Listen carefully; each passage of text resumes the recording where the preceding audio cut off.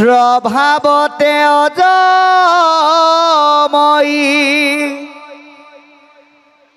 জন্ম নাহি যাৰ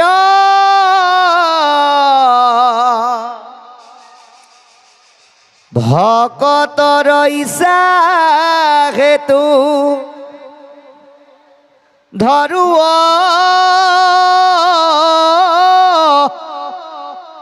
বতাৰ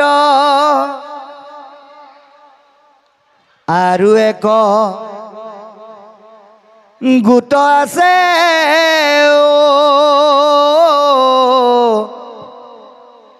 পৰম কাৰণ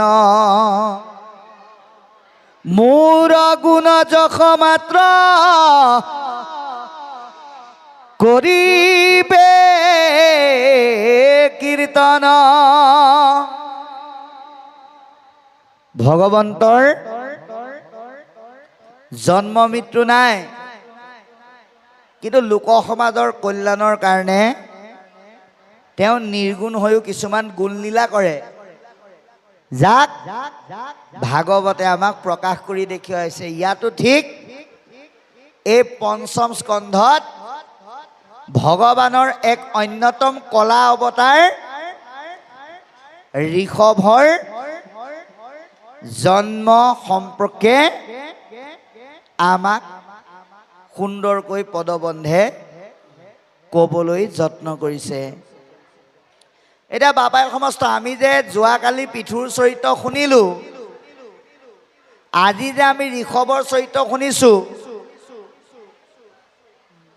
এই সংসাৰৰ মানে পথটো আগুৱাই লৈ যোৱা বাপাই সমস্তৰ নিশ্চয় মন গৈছে যে আমিওতো ঋষভৰ দৰে সন্তান এটা পাবলৈ আমাৰ মন যায়, ভৰতৰ দৰে গুণী সন্তান এটা পাবলৈ মন যায়।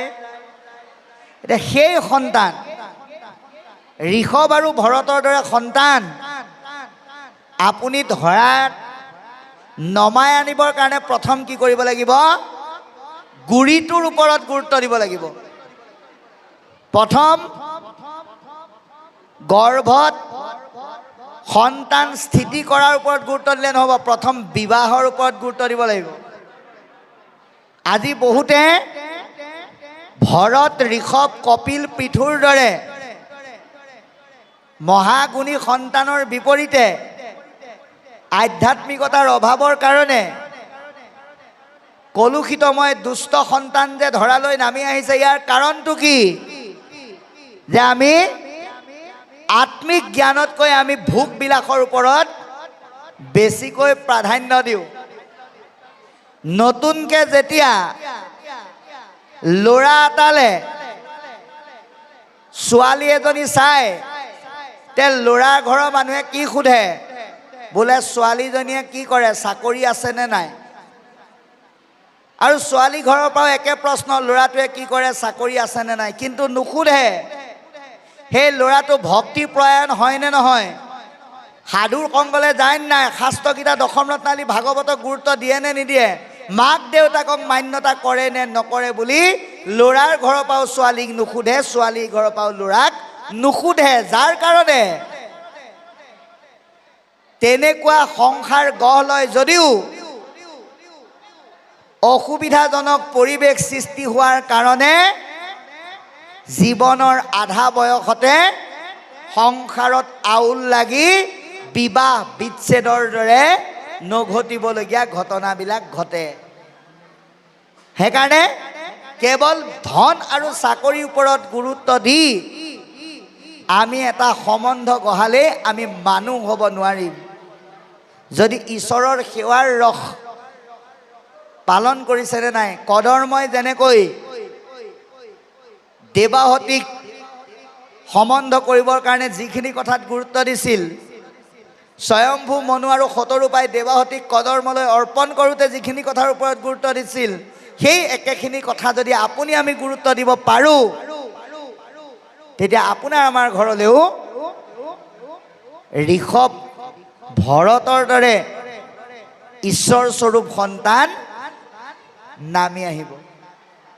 আমি ঋষভৰ জন্ম,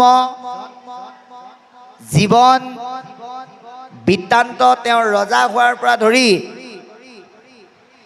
ঈশ্বৰ প্ৰয়াণা ভাৱ ধাৰণ কৰালৈকে আমি গম পালোঁ। কিন্তু ডাঙৰ কথা, ইয়াত যে এতিয়া ভৰতৰ বিষয়টো কৈ আছে, ভৰতে অলপ আগতে পাত গ'ল যে বিশ্বকৰ্মাৰ গুণে সুমন্দিতা 5 গৰাকী কন্যাক বিবাহ কৰাই ভৰতে সংসাৰ ধৰ্ম পালন কৰাৰ লগতে ৰাজধৰ্ম পালন কৰিছে। দেউতাকে দিয়া ৰাজদণ্ডৰ দায়িত্ব সুন্দৰকৈ ভাৰ্যাৰ লগত সংসাৰ পালন কৰি, পুত্ৰৱতে প্ৰজা পালন কৰি ৰাজ্য পৰিচালনা কৰিছে।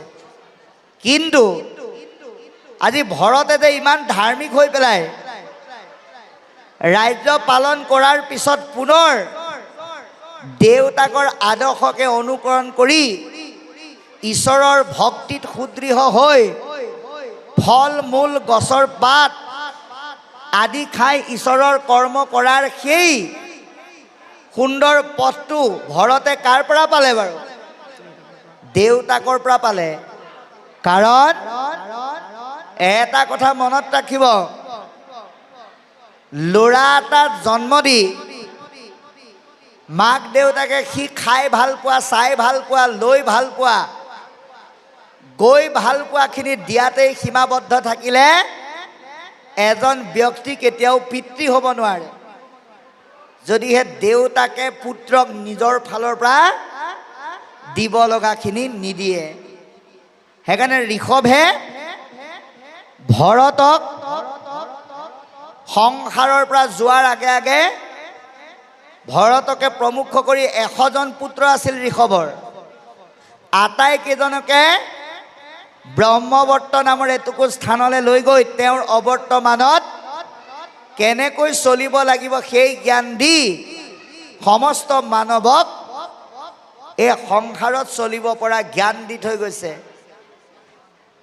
কি জ্ঞান দিছে? ঋষভে ভৰতকে প্ৰমুখ কৰি 100জনক এৰা প্ৰথমতে পুত্ৰগণ আলাস এৰিবা, শাস্ত্ৰ গুৰুৰ উপদেশে তত্ত্ব বিচাৰিবা, ঈশ্বৰৰ সেৱাৰ কৰিবা অনুষ্ঠান, দেহতকে হত এৰি বাহায় অভিমান, পুণ্য তীৰ্থ সেৱা কৰি হইবা শুদ্ধ কাই, আমাৰ ভক্তৰ সংগ নেৰিবা সদায়। এয়া ঋষভে 100জন পুত্ৰক দিয়া ভক্তিমুখী জ্ঞান, তাৰ মাধ্যমেৰে আমাক দি থৈ গৈছে। আমি প্ৰথম কথা এলাহ ত্যাগ কৰিব লাগিব। ইমান বতৰ বেয়া, ভাগৱতলৈ নাযাওঁ, ইমান গৰম পৰিছে নামলৈ নাহোঁ, ইমান ভাগৰ লাগিছে ভগতৰ গুৰিত নবহোঁ, এই এলাহকেইটা আমি ত্যাগ কৰিব লাগিব। সোঁ হাত বাওঁ হাত এই 2 হাত আৰু এখন হাত আছে, এলাহ লাগিলে ডাং খাই যায়, যাৰ নাম উজুহাত। তেওঁ উজুহাতখন আমি চপাই ৰাখিব লাগিব। ভাগৱতে দিয়া পৰামৰ্শ আৰু ভকতে দিয়া সিদ্ধান্ত গুৰু মান্যতা কৰি তাক তত্ত্বৰূপে বিচাৰি ব্যৱহাৰিক জীৱনত পালন কৰি আজিৰ দৰে ঈশ্বৰ সেৱাৰ অনুষ্ঠানত নিজকে আত্মনিয়োগ কৰিব লাগিব। পঞ্চভৌতিক দেহটোৰ প্ৰতি অহংকাৰ নাশ কৰিব লাগিব। ভক্তৰ সংগকে প্ৰকৃত তীৰ্থক্ষেত্ৰ বুলি ভাবি এই ভাগৱতৰ মাধ্যমেৰে আপোনালোকে এই নামঘৰত যি নাম গংগা বৈছে, এই গংগাত অন্তঃস্নান কৰিব লাগিব। তেতিয়াহে আমি জন্ম আৰু জীৱনৰ সফলতা লাভ কৰাৰ লগতে আজি এই পঞ্চম স্কন্ধত ঋষভ প্ৰভুৱে কোৱা কথাখিনি আৰু ভৰতে পালন কৰা কৰ্মখিনি আমি উপলব্ধি কৰিব পাৰিম। গতিকে ইয়াত এতিয়া পদে কৈছে, অৱশেষত ভৰতেও ৰাজ্যৰ কৰ্ম উপযুক্ত সময়ত ত্যাগ কৰি ঈশ্বৰ ভক্তিত সুদৃঢ় হৈ ফল মূল ভক্ষণ কৰি বিভিন্ন স্থানত সকলোকে আত্মাকাৰ দেখি ঈশ্বৰ ভক্তিত নিজকে আত্মনিয়োগ কৰিবলৈ ধৰিলে বুলি এইখিনিলৈকে আমাক পদে কৈছে। আৰু এয়া উপযুক্ত পিতৃয়ে শুদ্ধভাৱে পুত্ৰক দেখুওৱা আদৰ্শযুক্ত পথৰ এক সুন্দৰ বহিঃপ্ৰকাশ বুলি ভাগৱতে সিদ্ধান্ত দিছে। এতিয়া পদে কৈছে যে ভৰতে এই পৃথিৱী মণ্ডল সূৰ্যমণ্ডলৰ বিভিন্ন স্থানত তেওঁ হৰিভক্তি কৰ্ম আচৰণ কৰি কৰ্ম কৰিছিল যদিও তেওঁ হঠাৎ মন গ'ল ইয়াত এনেকৈ কৰ্ম কৰি থাকিলে কি হ'ব, এই জন অৰণ্যত বহুতে মোক বিভিন্ন ধৰণে দিগদাৰী কৰে, ভক্তিৰ আত্মাকাৰ বুলি ভাবাৰ ভাৱনাটো নলৈ, মানুহৰ ভাৱনা যিহেতুকে সকলোৰে সমান নহয়, সেইকাৰণে মোক কোনোবাই এই দিশত অসুবিধা দিব। সেইকাৰণে মনত ভাবিলে যে মই ভক্তি ঈশ্বৰক উপলব্ধি কৰাৰ যিটো সাধন পথ, এই পথটোত মই কৃতকাৰ্য হ'বলৈ হ'লে মই মানুহৰ মাজত ভক্তি কৰিলে নহ'ব। এই বুলি তেওঁ এখন ঘূৰ অৰণ্যৰ মাজলৈ গুচি গ'ল। ভাবিলে মই ইয়াত যেতিয়া মই কোনো মানুহৰ উৎপাত নাপাওঁ, কোনেও মোক অসুবিধা নিদিয়ে, গতিকে মই নিৰলসভাৱে মোৰ ভক্তি সাধনা কৰি যাব পাৰিম। এই বুলি তেওঁ অৰণ্যৰ মাজত গৈ এখন নদীৰ সুন্দৰ পাৰত তেওঁ উপনীত হ'ল। আৰু সেই নদীত কি কৰিলে, গা ধুই একক্ষৰ মন্ত্ৰ জপ কৰি, সেই সময়ত যিহেতুকে জপটো আছিল যোগ ধৰ্ম, সেইকাৰণে তেওঁ সেই কৰ্ম কৰি সেই নদীৰ পাৰতে ভগৱন্তক চিন্তা কৰিবলৈ আৰম্ভ কৰিলে। আমি ইয়াৰ পৰমাৰ্থিক ৰহস্যটো আমি কাহিনীটোৰ শেষত ক'লে আপোনালোকৰ শুনি ভাল লাগিব। সেইকাৰণে এতিয়া মূলতঃ আমি কাহিনীটো আলোচনা কৰি যাম। ইয়াত এইখিনিলৈকে কৈছে যে ভৰতে সুন্দৰকৈ নদীত স্নান কৰি একক্ষৰ মন্ত্ৰ উচ্চাৰণ কৰি দেহ মন চিত স্থিৰ কৰি ঈশ্বৰক চিন্তা কৰিবলৈ ধৰিলে। ঠিক তেনে সময়তে এগৰাকী গৰ্ভৱতী হৰিণীয়ে সেইখন নদীতে পানী খাবলৈ আহিছিল। আৰু পানী খাবলৈ নদীত নমাৰ লগে লগে সেই থানতে আহি পেলাই কি হ'ল, এটা সিংহ উপস্থিত হ'ল। আৰু সিংহই প্ৰচণ্ড শব্দৰে গৰ্জন কৰিবলৈ ধৰিলে। আৰু সিংহৰ গৰ্জনত হৰিণীজনীৰ বিমূৰ্ছিত হৈ গৰ্ভ বিনাশ ঘটিল। তেওঁ ইমানেই ভয় খালে, সেই হৰিণীজনী সিংহৰ চিঞৰত গৰ্ভ স্থিতি হোৱা সেই সন্তানটো গৰ্ভৰ পৰা ওলাই গ'ল। কাৰণ কি বুলি কৈছে, স্বভাৱতে মৃগ জাতি আতি ভয়শীল, যে সাধাৰণতে মৃগবিলাক খুব ভয়াতুৰ। সিহঁতৰ ভয় কিয় লাগে বাৰু? আমি কওঁনে নকওঁ হৰিণাৰ মাংসই বৈৰী বুলি? হৰিণৰ মাংস খাবলৈ এচাম লোক ব্যাকুলিত হৈ থাকে, যাৰ কাৰণে এতিয়াও চৰকাৰ প্ৰশাসন বন বিভাগে এই হৰিণক বধ নকৰিবৰ কাৰণে বিভিন্ন ধৰণৰ আইন আনিব লগা হৈছে, যাতে চোৰাং চিকাৰীৰ পৰা সেই হৰিণক, এই সুন্দৰ শোভা কৰা জন্তুবিধক আমি যাতে ৰক্ষা কৰিব পাৰোঁ, তাৰ কাৰণে এই ব্যৱস্থা গ্ৰহণ কৰিব লগা হৈছে। কাৰণ সিহঁতৰ আটাইতকৈ কালৈ ভয় লাগে? নিজৰ দেহটোলৈকে ভয় লাগে। কাৰণ সিহঁতৰ দেহৰ মঙহ খাই অন্য প্ৰজাতিয়ে পৰম তৃপ্তি লাভ কৰে। গতিকে সিংহই যেতিয়া গৰ্জন কৰিলে, হৰিণী এজনীয়ে ভাবিলে যেতিয়া ই নিশ্চয় গৰ্জন কৰিছে, মোকে আজি ভক্ষণ কৰিব, মোক শেষ কৰি পেলাব।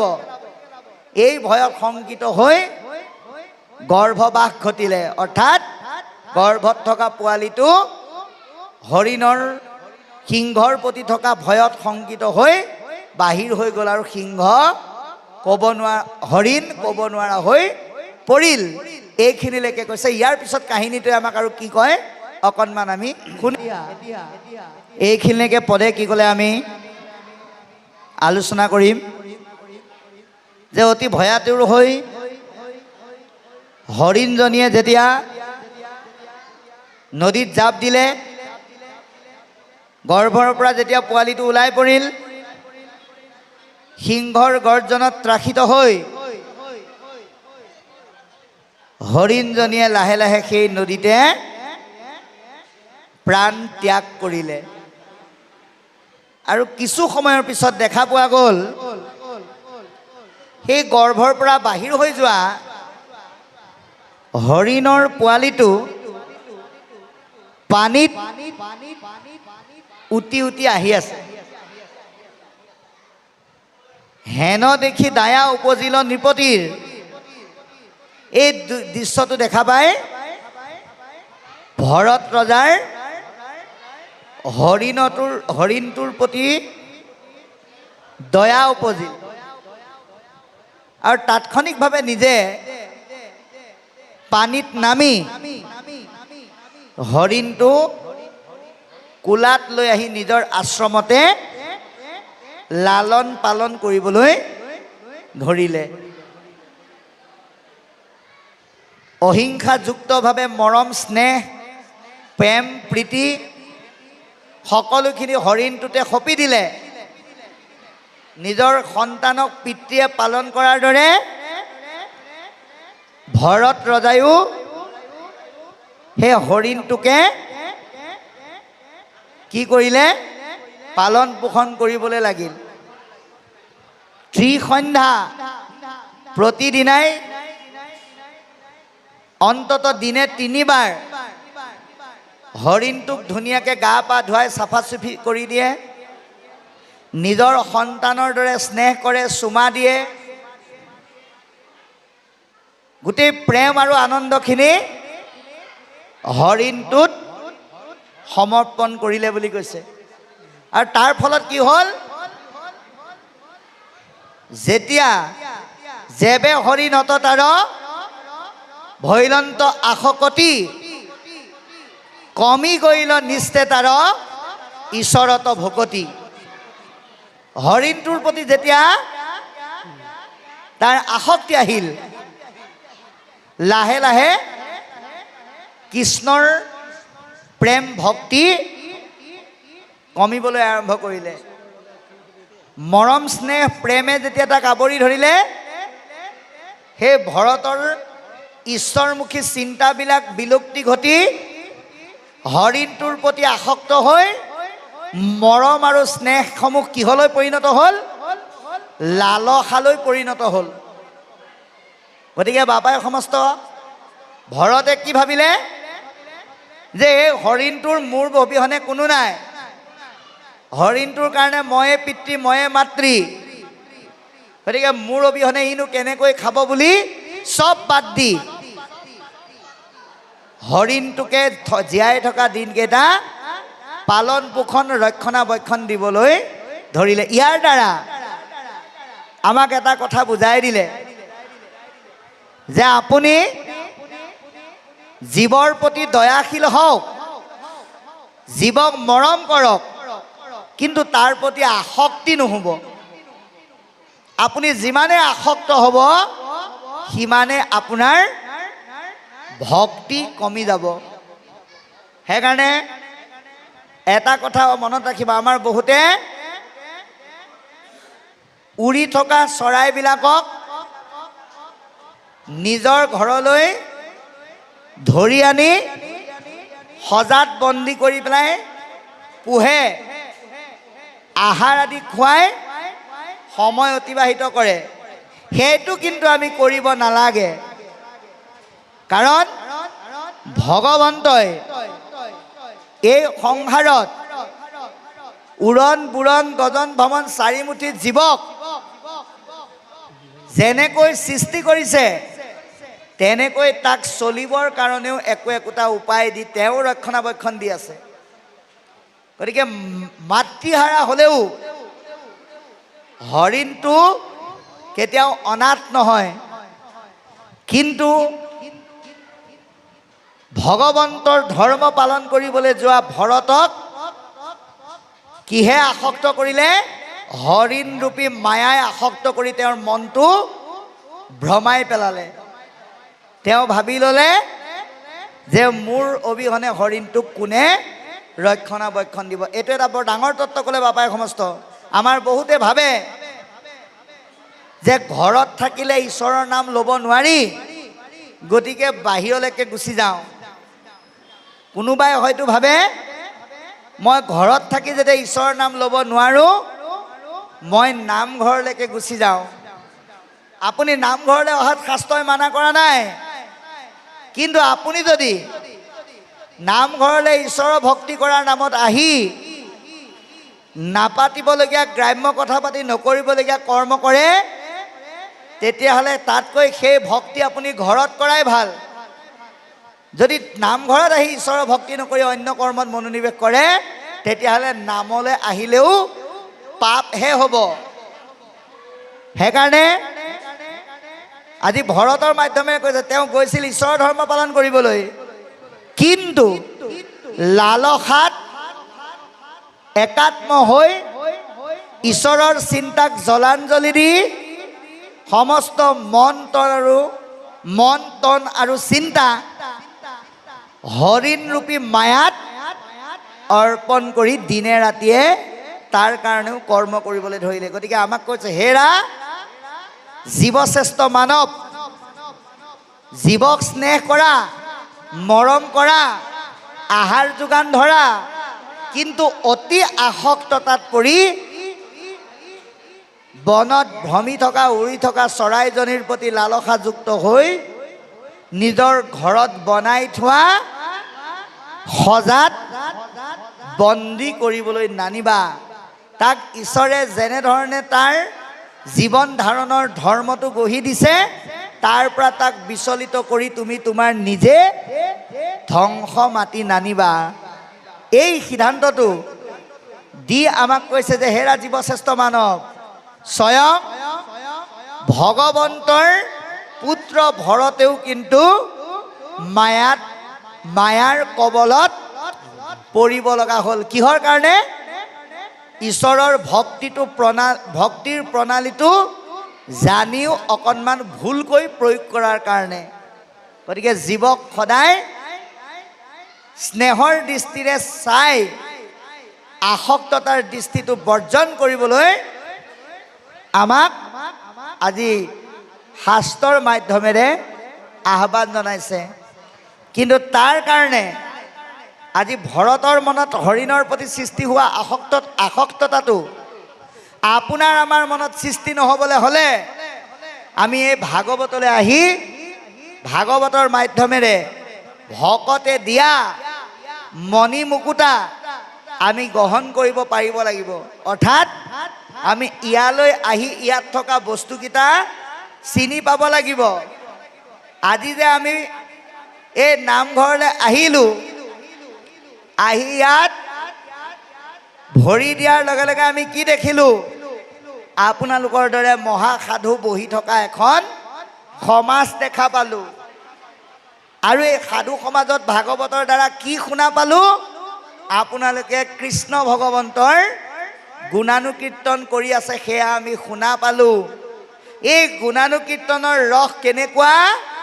অমৃততকৈও ততোধিক সোৱাদযুক্ত বুলি কৈছে।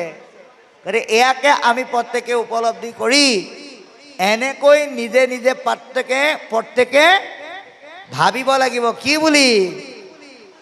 হে ৰাম ৰাম আহি পালো সন্ত সমাজ বহি পালো না, শুনি পালো কৃষ্ণৰ কথা অমৃত সমান। হে ৰাম ৰাম আহি পালো সন্ত সমাজ বহি পালো না, শুনি পালো কৃষ্ণ কথা অমৃত সমান। হে ৰাম আহি পালো সন্ত সমাজ বহি পালো না, শুনি পালো কৃষ্ণ কথা অমৃত সমান। একেলগে আহি পালো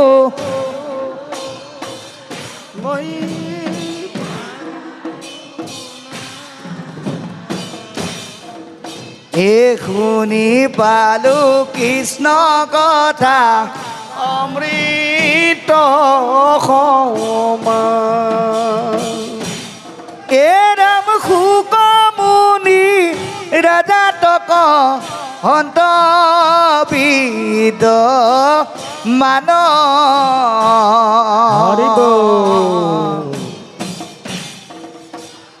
কৃষ্ণ লীলা মালায়াবে শুনা খাব ধান,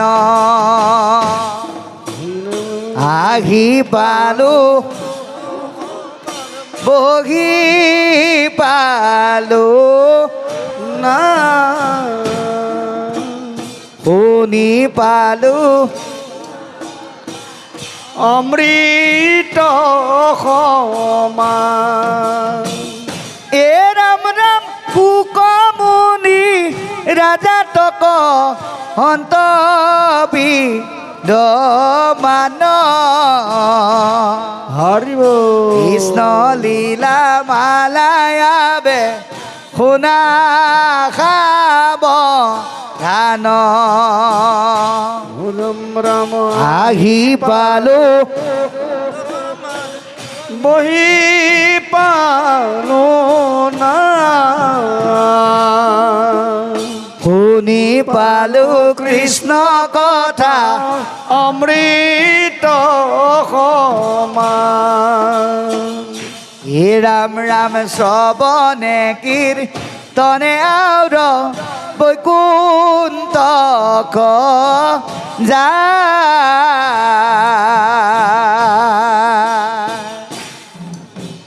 ধৰ্ম অৰ্থ কাম মুখ্য হবে আত হে ৰাম আহি পালো সমাজ বহি পালো না, শুনি পালো কৃষ্ণ কথা অমৃত সমান। এ ৰাম শ্ৰৱণে কীৰ্তনে আৰু বৈকুণ্ঠ যা ধর্ময়ত কাম মুখ্য হবে আত আহি পালো সমাজ বহি পালো না শুনি পালো কথা অমৃত সমান বান্ধৱ কৃষ্ণ হীৰা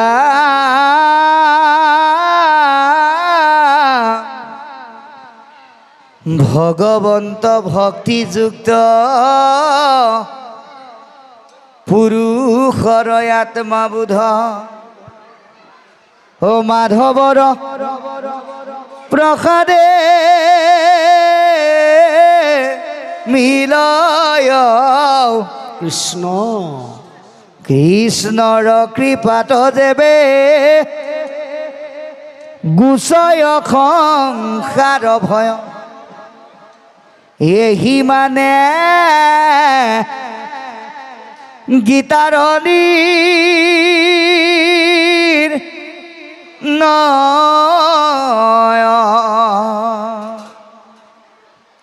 হে ৰাম ৰাম ৰাম হৰি ৰাম হবে বিলি জুলি লোৱা হৰি নাম ৰাম ৰাম ৰাম হৰি ৰাম হবে মিলি জুলি লোৱা হৰি নাম ৰাম ৰাম ৰাম হৰি ৰাম হবে মিলি জুলি লোৱা হৰি নাম হে ৰাম ব্ৰহ্মাই পাৰ্থিলা পৃথিৱীৰ দেখি তাক লৈলা দৈৱ কিৰয়ুধ ৰত হৰি বাস ৰাম ৰাম ৰাম হৰি ৰাম হবে মিলি জুলি লোৱা হৰি নাম হে গৰ্ভতে বিধতা স্তুতি কৰিল তয়াসী দৈৱ কি দেৱী ক বাক্য বুলিলাই আছাসী ৰাম ৰাম হৰি ৰাম হবে মিলি জুলি হৰি নাম হে ৰাম পছে উপজিলা নিজৰ ৰূপে দামোদৰ দেখি পিতৃ মাতি স্তুতি কৰিলা বিস্তৰ ৰাম ৰাম ৰাম হৰি ৰাম হবে মিলি জুলি লোৱা হৰি নাম হে ৰাম উপৰি জন্মৰ কথা নাৰায়ণে কৈলা কংস ভয়ে বসুদেৱে গকুলত থৈলা ৰাম ৰাম হৰি ৰাম হবে মিলি জুলি হুয়া হৰি নাম হে দেখি পুত্ৰ মুখ নন্দয় আনন্দে বিহ্বল তনয়ৰ যত কৰ্ম কৰাইলা সকল ৰাম ৰাম ৰাম হৰি ৰাম হবে মিলি জুলি লোৱা হৰি নাম হে ৰাম দৈতক বধিবে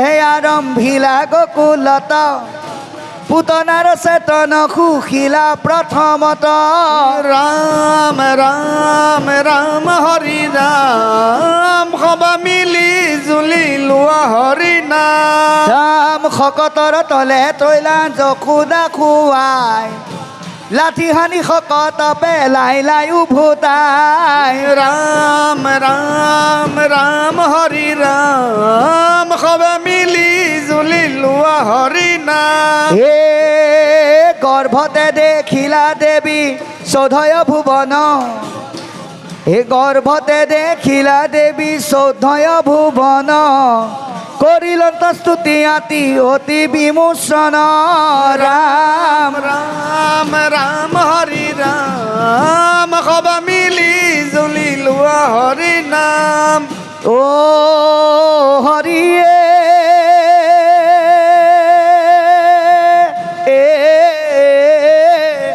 এ হৰি নাৰায়ণ ৰাম হৰি ও হৰি ৰাম নাৰায়ণ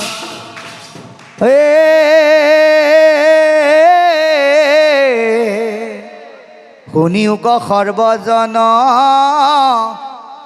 ভাগৱত কথা মনুষ্য জন্ম কইটো নকৰিও বৃথা কলিৰ যুগত এহি মানে তত্ত্বসাৰ কৃষ্ণ নামলৈ হোৱা সবে ভৱ নদী পাৰে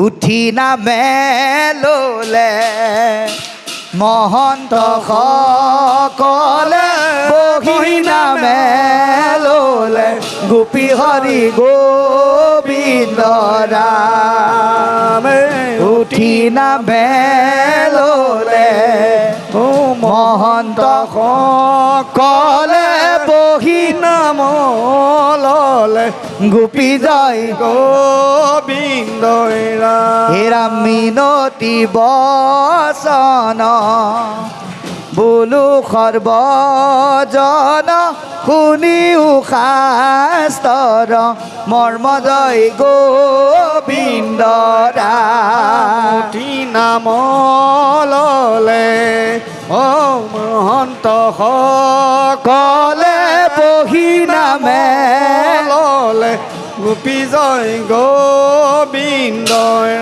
হেৰামা পুন কুশল চাৱা যেবে তেবে নেৰিবাহা যুগ ধৰ্ম জয় গোবিন্দ ৰামে উঠি নামে ললে ও মহন্ত সকলে বহি নামে ললে গোপী জয় গোবিন্দ হেৰাম হে সত্য যুগে ধ্যান তেতা যুগে জয় দাপৰ যুগত পূজা জয় গোবিন্দ ৰামে উঠি নাম ললে ও মহন্ত সকলে বহি নাম ললে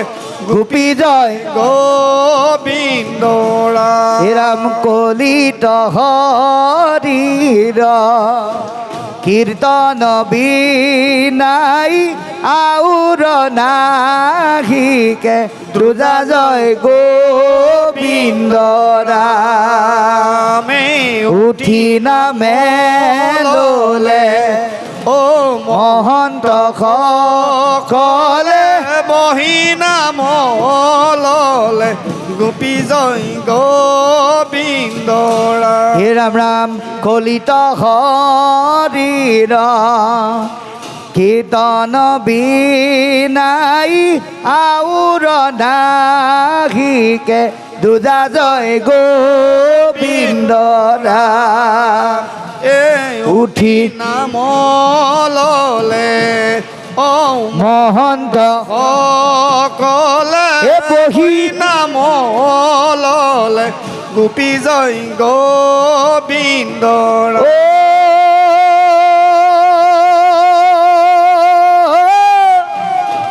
রাম জয় হরি কিয়ে জয় জয় হরি গোপাল গোবিন্দ রাম গোবিন্দ